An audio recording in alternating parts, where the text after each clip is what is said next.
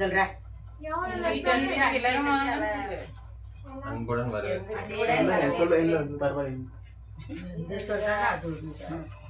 எங்க வீட்டு அன்பிற்கு எல்லாரும் வர அன்புடன் வர எல்லாரும் வந்து கையை வந்து பைபிளுக்கு நேரம் நீட்டி அது முக்கிய செய்யும்.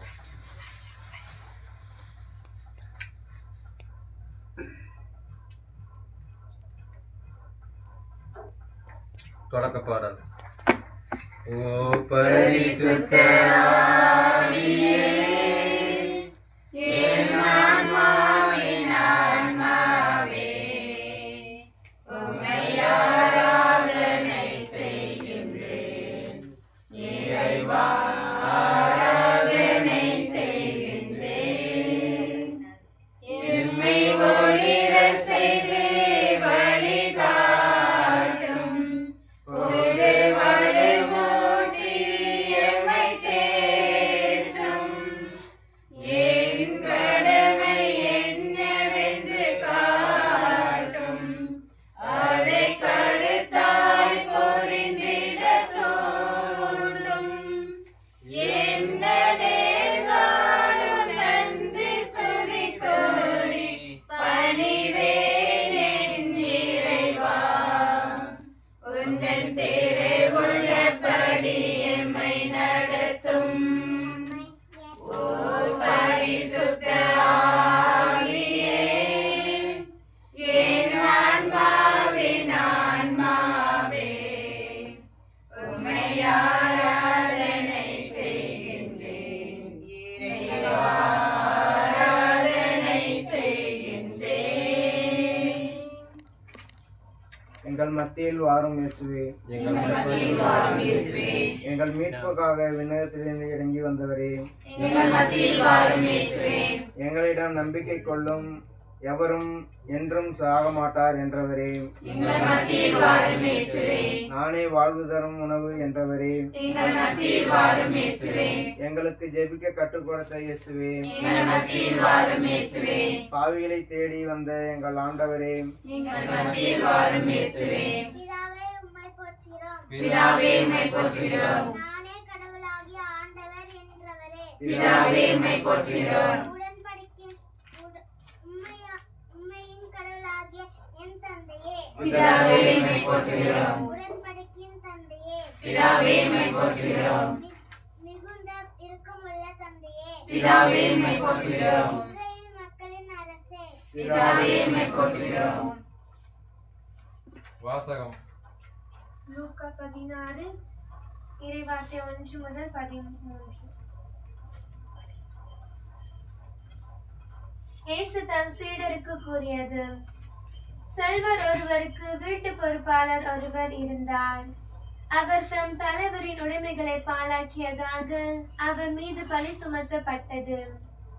தலைவர் அவரை கூப்பிட்டு, உம்மை பற்றி நான் கேள்விப்படுவது என்ன? உம் பொறுப்பில் உள்ள கணக்கை ஒப்படையும். நீர் இனி வீட்டு பொறுப்பாளராக இருக்க முடியாது என்று அவரிடம் கூறினார். அந்த வீட்டு பொறுப்பாளர், நான் என்ன செய்வேன்? வீட்டு பொறுப்பிலிருந்து என் தலைவர் என்னை நீக்கிவிடப் போகிறாரே. மண் வெட்டவோ என்னால் இயலாது. இறந்து உண்ணவும் வெட்கமாய் இருக்கிறது. வீட்டு பொறுப்பிலிருந்து என்னை நீக்கிவிடும் போது பிறர் என்னை தங்கள் வீடுகளில் ஏற்றுக்கொள்ளும்படி நான் என்ன செய்ய வேண்டும் என எனக்கு தெரியும் என்று அவர் தமக்குள்ளே சொல்லிக் கொண்டார்.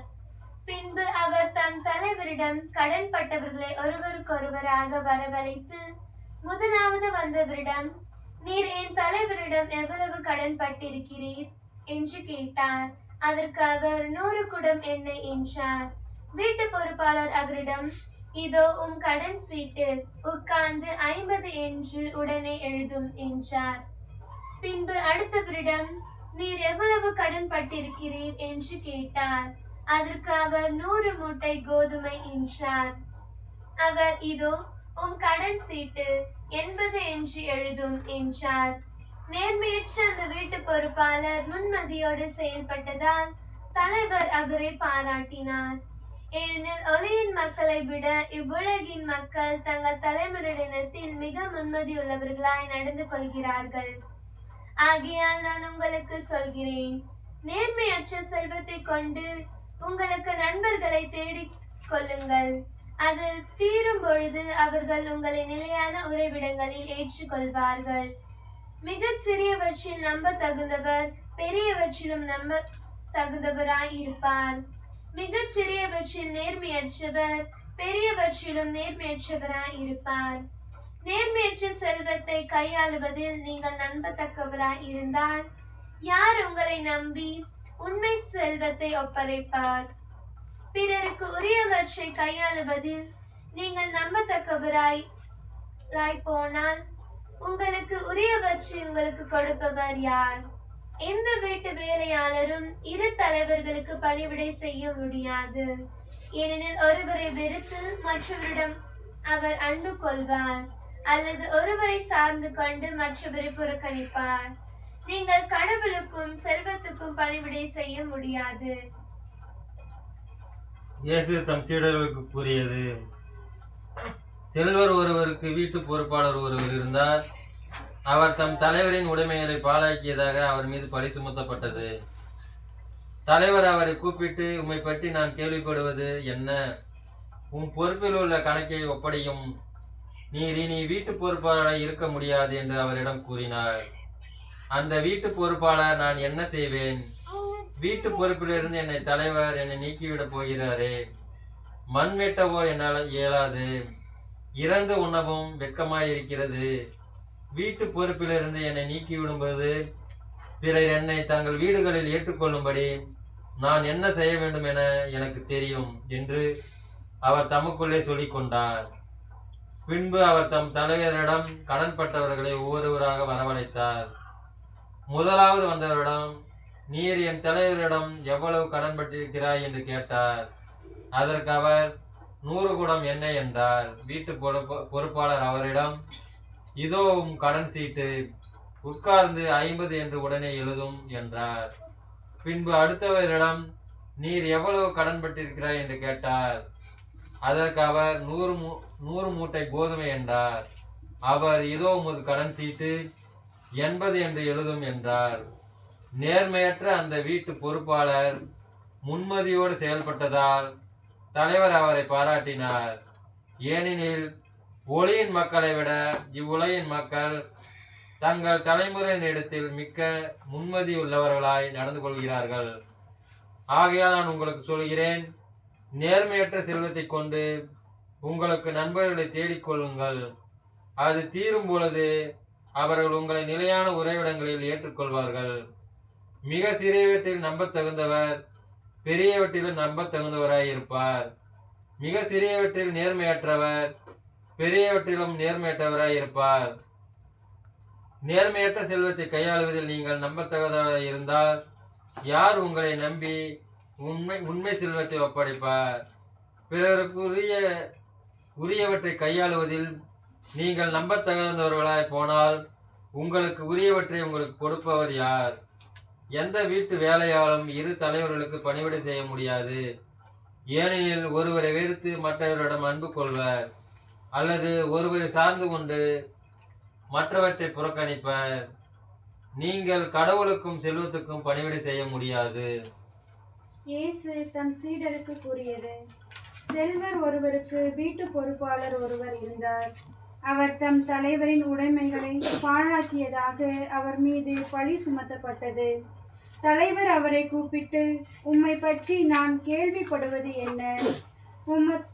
உம் பொறுப்பில் உள்ள கணக்கை ஒப்படையும். நீர் இனி வீட்டு பொறுப்பாளராய் இருக்க முடியாது என்று அவரிடம் கூறினார். அந்த வீட்டு பொறுப்பாளர், நான் என்ன செய்ய வேண்டும்? வீட்டு பொறுப்பிலிருந்து என் தலைவர் என்னை நீக்கிவிடப் போகிறாரே. மண் வெட்டவோ என்னால் இயலாது, இறந்து உண்ணவும் வெட்கமாயிருக்கிறது. வீட்டு பொறுப்பிலிருந்து என்னை நீக்கிவிடும்போது பிறர் என்னை தங்கள் வீடுகளில் ஏற்றுக்கொள்ளும்படி நான் என்ன செய்ய வேண்டும் என எனக்கு தெரியும் என்று அவர் தமக்குள்ளே சொல்லிக் கொண்டார்.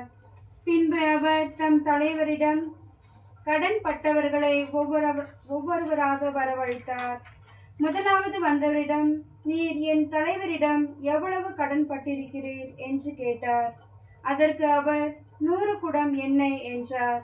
வீட்டு பொறுப்பாளர் அவரிடம், இதோ உம் கடன் சீட்டு, உட்கார்ந்து 50 என்று உடனே எழுதும் என்றார். பின்பு அடுத்தவரிடம், நீர் எவ்வளவு கடன் பட்டிருக்கிறீர் என்று கேட்டார். அதற்கு அவர், 100 மூட்டை கோதுமை என்றார். அவர், இதோ உம் கடன் சீட்டு, 80 என்று எழுதும் என்றார். நேர்மையற்ற அந்த வீட்டு பொறுப்பாளர் முன்மதியோடு செயல்பட்டதால் தலைவர் அவரை பாராட்டினார். ஏனெனில் ஒளியின் மக்களை விட இவ்வுலகின் மக்கள் தங்கள் தலைமுறையினரிடத்தில் மிக்க முன்மதியுள்ளவர்களாய் நடந்து கொள்கிறார்கள். ஆகையால் நான் உங்களுக்கு சொல்கிறேன், நேர்மையற்ற செல்வத்தை கொண்டு உங்களுக்கு நண்பர்களை தேடிக்கொள்ளுங்கள். அது தீரும் பொழுது அவர்கள் உங்களை நிலையான உறைவிடங்களில் ஏற்றுக்கொள்வார்கள். மிக சிறியவற்றில் நம்ப தகுந்தவர் பெரியவற்றிலும் நம்ப தகுந்தவராய் இருப்பார். மிக சிறியவற்றில் நேர்மையற்றவர் பெரியவற்றிலும் நேர்மையற்றவராய் இருப்பார். நேர்மையற்ற செல்வத்தை கையாளுவதில் நீங்கள் நம்பத்தகாதவராய் இருந்தால் யார் உங்களை நம்பி உண்மை செல்வத்தை ஒப்படைப்பார்? பிறருக்கு உரியவற்றை கையாளுவதில் நீங்கள் நம்பத்தகாதவர்களாய் போனால் உங்களுக்கு உரியவற்றை உங்களுக்கு கொடுப்பவர் யார்? எந்த வீட்டு வேலையாலும் இரு தலைவர்களுக்கு பணிவிடை செய்ய முடியாது. ஏனெனில் ஒருவரை வெறுத்து மற்றவரிடம் அவர் அன்பு கொள்வார், அல்லது ஒருவரை சார்ந்து கொண்டு மற்றவரை புறக்கணிப்பார். நீங்கள் கடவுளுக்கும் செல்வத்துக்கும் பணிவிடை செய்ய முடியாது. இது ஆண்டவர் வழங்கும் அருள்வாக்கு. வாசிக்கப்பட்ட இறைவார்த்தையை 2 நிமிடம் தியானித்து பார்ப்போம்.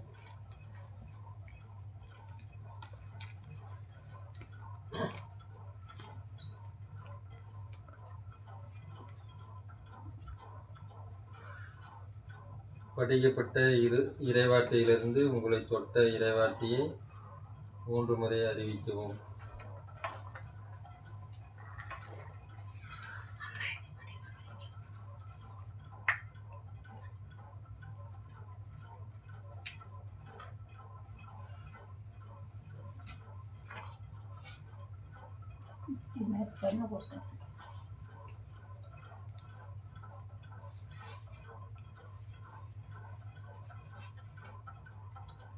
வாசிக்கப்பட்ட இறைவார்த்தையிலிருந்து உங்கள் உள்ளத்தை தொட்ட இறைவார்த்தையை 3 முறை அறிவிக்கவும். நேர்மையற்ற செல்வத்தை கொண்டு உங்களுக்கு நண்பர்களை தேடிக்கொள்ளுங்கள். நேர்மையற்ற செல்வத்தை கொண்டு உங்களுக்கு நண்பர்களை தேடிக்கொள்ளுங்கள். நேர்மையற்ற செல்வத்தை கொண்டு உங்களுக்கு நண்பர்களை தேடிக்கொள்ளுங்கள். நீங்கள் கடவுளுக்கும் செல்வத்துக்கும் பணிவிடை செய்ய முடியாது. நீங்கள் கடவுளுக்கும் செல்வத்துக்கும் பணிவிடை செய்ய முடியாது. நீங்கள் கடவுளுக்கும் செல்வத்துக்கும் பணிவிடை செய்ய முடியாது. எந்த வீட்டு வேலையாலும் இரு தலைவர்களுக்கு பணிவிடை செய்ய முடியாது. எந்த வீட்டு வேலையாலும் இரு தலைவர்களுக்கு பணிவிடை செய்ய முடியாது. எந்த வீட்டு வேலையாலும் இரு தலைவர்களுக்கு பணிவிடை செய்ய முடியாது.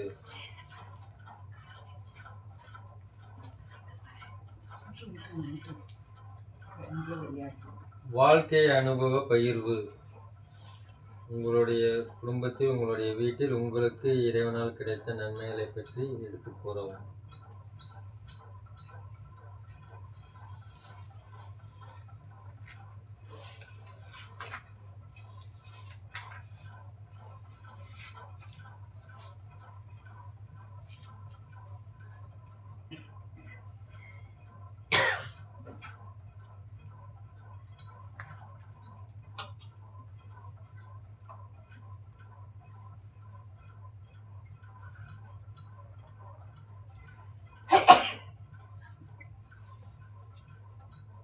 போன வாரத்தில் திங்கட்கிழமை ஞாயிற்றுக்கிழமை திங்கட்கிழமை கோயம்புத்தூருக்கு கார் ஓட்டுறதுக்கு போயிருந்தேன். போயிட்டு திருப்பி திங்கட்கிழமை ஹாஸ்பிட்டல் பார்த்துட்டு ரிட்டர்ன் வரும்போது பார்த்தீங்கன்னா கோயம்புத்தூர் சிட்டி உள்ளே பயங்கர டிராஃபிக்கில் வாகனத்தை ஓட்டிகிட்டு வரும்போது முன்னாடி ஒரு டூ வீலரில் வந்து ஒருத்தர் வந்து முட்டையை வந்து ஒரு குறிப்பு ஒரு அளவுக்கு மேலே ஹைட்டாக அடிக்கிட்டு வந்து முன்னாடி வந்து ஓட்டிகிட்டு போயிட்டு இருந்தார். நான் வந்து ஒரு காரை வந்து முந்திட்டு போயிட்டு இன்னொரு காரை வந்து வழி கொடுத்து நம்ம போயிடலான்ட்டு இது பண்ணும்போது பார்த்தீங்கன்னா, அவர் போய் இடிச்சிருக்கிற சமயத்தில் வந்து கடவுளே அப்படின்னு சொல்லிட்டு இது பண்ணும்போது நல்ல வேலை அவர் பேரை வந்து இடிக்காமல் வந்து மாற்றுப்பாதையில் வந்து போய் நான் வந்து அந்த விபத்தை வந்து நான் கடவுள்கிட்ட ஜெபம் பண்ணதுனால வந்து இந்த விபத்தை வந்து தவிர்த்துட்டாரு. இயேசுக்கே புகழ், இயேசுக்கே நன்றி, மரியே வாழ்க.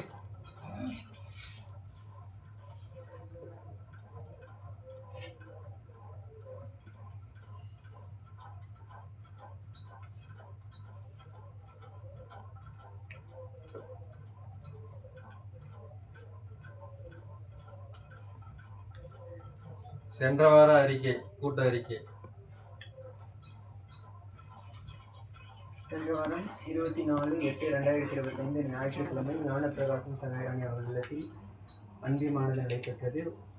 அன்பிய உறுப்பினர்களை சகாயராணி அவர்கள் வரவேற்றார். இறைவார்த்தைக்கு வணக்கமும் மூவர் இறைவனுக்கு இறைவனை பாடல் மற்றும் ஜெபம் மூலமாக வரவேற்றனர். பின்பு அன்று வாசிக்கப்பட்ட இறைவார்த்தை லூக்கா அதிகாரம் 13 இறைவார்த்தைகள் 22 30 முடிய. பின்பு இறைவார்த்தையிலிருந்து 3 முறை தங்களுக்கு பிடித்ததை மனதுக்கு பிடித்த இறைவார்த்தையை பகிர்ந்து கொண்டனர். பின்பு ஜான் பவுல் தனக்கு இறைவன் தான் செய்யும் வேலையில் ஆர்டர் கிடைத்ததற்கு நன்றி கூறினார். பிரதீப்ராஜ் இறைவன் தனக்கு செய்த நன்மைக்கு நன்றி கூறினார். சகாய் மேரி தன்னை இறைவன் ஆபத்திலிருந்து காப்பாற்றுவதற்கு நன்றி கூறினார். பின்பு பங்கு செய்திகள் பகிரப்பட்டன. திருமண வகுப்பு பற்றியும் வெள்ளி விழா பங்கேற்பு, மருத்துவ முகாம் போன்ற செய்திகளானது பகிரப்பட்டது. பின்பு மரியன்னை பாடலுடன் அன்பியமானது முடிவு பெற்றது.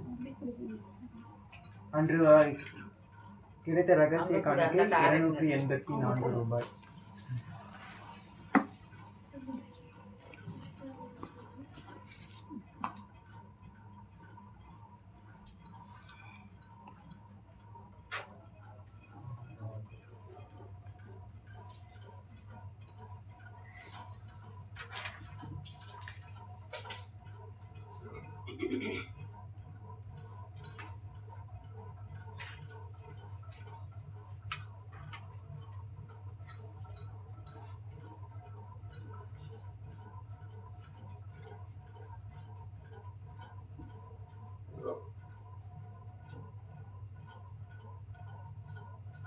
பங்கில் வந்து செய்தி வந்து பார்த்தீங்கன்னா, வர ஞாயிற்றுக்கிழமை வந்து விவிலியத்துக்கு மரியாதை செலுத்தும் விதமாக வந்து ஒரு சின்னதாக வந்து பவனி வந்து ஏற்பாடு பண்ணியிருக்கிறார் பங்கு சாமியார். நம்ம அன்பியத்து சார்பில் வந்து ஏதாவது வந்து இறைவார்த்தையை வந்து இது வடிவில் அதாவது அந்த பேனர் மாதிரி பிடிச்சிட்டு எடுத்துகிட்டு போகணும். அப்புறம் இந்த ஒரு வாரம் ஃபுல்லாக வந்து பங்கில் வந்து எந்த பூசையும் நடக்காது. இதுக்கப்புறம் வந்து சனிக்கிழமை தான் பூசை நடக்கும்.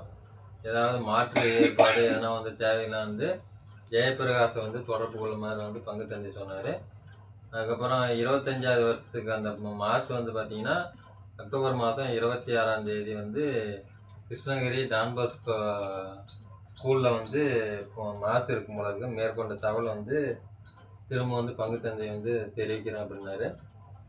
எல்லாத்துக்கும் மேலாக வந்து சந்தாவும் பங்குக்கு செலுத்த வேண்டிய மற்ற என்னென்ன பெண்டிங் இருக்குதோ அதெல்லாம் வந்து இந்த வருடத்தின் இறுதிக்குள்ளே வந்து இது பண்ணீங்க அப்படின்னா தான் அடுத்த வருஷத்துக்கு வீட்டுக்கு வந்து புது குடும்ப வந்து புத்தகம் வந்து கிடைக்கும். அதை வந்து முடிக்காதவங்க தயவு செஞ்சு சந்தாவை கொடுக்காதவங்க பங்குக்கு வேறு என்னென்ன கொடுக்காத இருக்கிறீங்களோ கோபுர வரி இல்லைன்னா வந்து இந்த இது இருக்குது யாராவது கொடுக்காத இருக்கிறீங்களோ அவங்களாம் கொடுத்து வந்து முடிக்க சொல்லி தகவல் சொல்லியிருக்கிறாரு பங்கு தந்தை. அப்புறம் வேறு ஏதாவது வந்து புது இது இருந்துச்சுன்னா பேசலாம். அப்புறம் கோயிலை வந்து நம்ம சுத்தம் பண்ணுறது வந்து இப்போ வந்து சிறப்பாக வந்து செயல்பட்டுட்டு வருது. அதாவது ஒருத்தர்கிட்ட சொல்லும்போது அப்படியே அவங்களே வந்து கணக்கு பண்ணி யார் இன்றைக்கி செய்கிறாங்கிறது வந்து கரெக்டாக வந்து பண்ணிட்டு வராங்க. அதுக்கு வந்து அன்பிய தலைவர் என்ற முறையில் வந்து உங்களுக்கு வந்து வாழ்த்தை தெரிவித்துக் கொள்கிறேன். தொடர்ந்து வந்து இதே மாதிரி வந்து ஃபாலோ பண்ணிட்டு வாங்க. கைத்தட்டிடுங்க எல்லாத்துக்கும். அன்றைக்கி ஒரு நாள் வந்து அப்படே இது தியானம் இதுக்கு மீட்டிங் ஒன்று அட்டெண்ட் பண்ணோம். அதில் வந்து இன்றைய கால அரசியல் பற்றி பேசியிருந்தாங்க. என்ன இப்போ எப்படி போயிட்டு நம்ம யாருக்கெல்லாம் இது பண்ணோம் அப்படின்ற மாதிரி ஆயர் வந்து ஒரு சிறப்பு விருந்தினர் அழைச்சி அதில் வந்து பேசினார். என்னென்னா என்எஸ்எஸ் ஆர்எஸ்எஸ் அவங்க எப்படி வந்தாங்க, இப்போ எப்படி இந்தியாவை எப்படி இந்துக்களோட கண்ட்ரி அப்படியே மாற்றணும் எப்படின்னு பிஜேபி மூலமா இது பண்ணிட்டு இருக்காங்க அப்படின்றத பற்றி பேசினாங்க. அது மட்டும் இல்லாமல் நம்ம யாருக்கு இப்போ வர இதில் வந்து ஓட்டு போடணும் அப்படின்றத வந்து சொல்லிட்டு இருந்தாங்க. நம்ம இதுக்கு கிறிஸ்தவத்துக்கு எந்த இது வந்து யார் ஆபத்து அதிகமாக பண்ணுறதுலையோ யார் பண்ண மாட்டாங்களோ அந்த மாதிரி இருக்க ஒரு இது பண்ணுங்க அப்படின்னு சொன்னாங்க. அந்த வகையில் பார்த்தா இந்த முறை திமுக இல்லை காங்கிரஸ் இந்த மாதிரி தான் இருக்குது. பிஷப்பே சொன்னார் முடிஞ்ச அளவு அவர் இது ஓப்பனாக சொல்ல 5 இது இப்படி இதில் மட்டும் காட்டினாரு. நம்ம அது அரசியலை பற்றி நம்ம தனியாக எங்கேயும் பேச முடியாது. இந்த மாதிரி அன்பு கூட்டத்தில் வந்து பேசலாம், தாராளமாக யாருக்கு போடுறது என்ன பண்ணுறது அப்படின்றதெல்லாம் பேசி இது பண்ணோம் அப்படின்றத அந்த இதில் கூட்டத்தில் 6 நாள் பேசி அந்த இது ஒரு 2 பேர் மட்டும் போகணும்னு சொன்னேன். அன்னைக்கு போயிட்டு வந்தது ஏதாவது யாருக்கு ஓட்டு போடணும் என்ன ஏதுன்ட்டு நீங்க தீர்மானிச்சுக்கோங்க. உங்களுக்கு நல்லா தெரியும். நீங்க தீர்மானிக்கிறது இதுல பங்கு கோயில் அன்பு கூட்டமா அப்புறமேட்டுக்கு வந்து பங்கு குழு கூட்டமும் நடைபெறும். ஏன்னா இதுக்கு நவம்பர் மாதம் இது கல்லறை திருநாளை பற்றி பேசுறதுக்கும் அதுக்கப்புறம் வந்து கேண்டீன் வந்து வச்சு நடத்துறதை பற்றியும் வந்து கூட்டம் இருக்கும். அதனால அன்பு பொறுப்பாளர்கள் வந்து அதில் கலந்துக்கணும். வேற எந்த கருத்து சொல்லுங்க, இல்லைன்னா முடிச்சிடலாம். இது ரகசிய வசூல் எவ்வளோன்னு சொல்லு.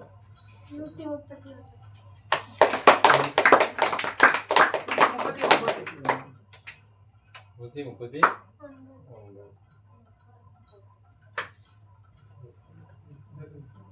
சந்தாவும் கோயிலுக்கு கொடுக்க வேண்டிய காசு வந்து 2025 முடியறதுக்குள்ள எல்லாம் முடிச்சிங்கன்னா தான் நல்லது. திரும்ப திரும்ப சொல்லிட்டு இருக்கிறேன், கொடுக்காதவங்களாம் கொடுத்துருங்க. ஒரு சில பேர்லாம் வந்து வருட கணக்கில் அப்படியே நிற்கிது. 2.5 வருஷம் 3 வருஷம் கூட இருக்குது. சரி, எல்லாம் ஏந்திரிச்சு நின்னுங்க, கை போத்தி மாதா பாடல் பாடலாம்.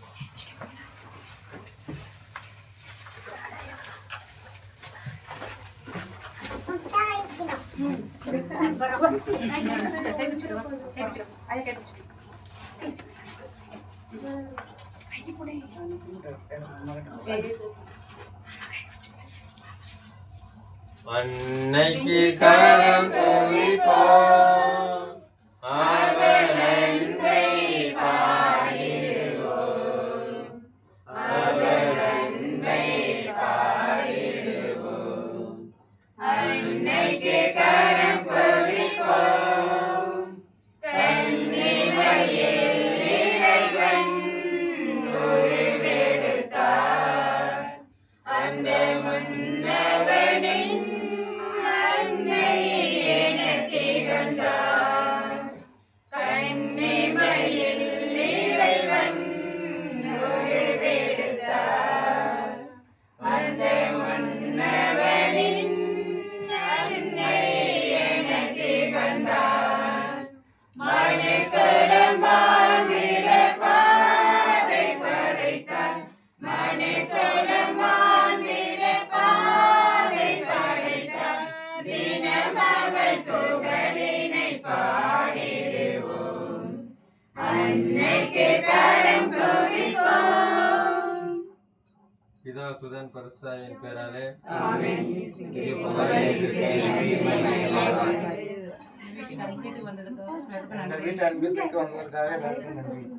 அடுத்த அன்பே போட்டாங்க.